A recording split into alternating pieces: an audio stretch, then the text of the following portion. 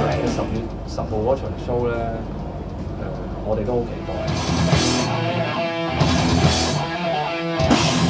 錄碟之外，咁其餘嘅時間都會攞翻出嚟，繼續努力咁樣去為呢次嘅 show 作出準備。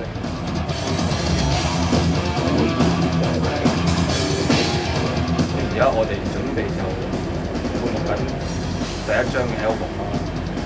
表達嘅意思就其實係可以話獨一無二，係好涉及我哋嘅生活。總之抽象化少少嘅歌詞，好闊嘅音樂。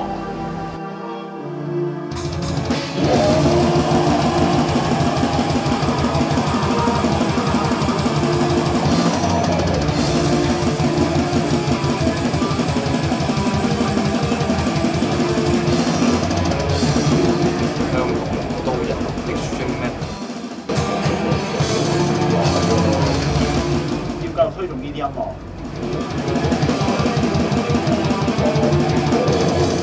係一個文化交流咯。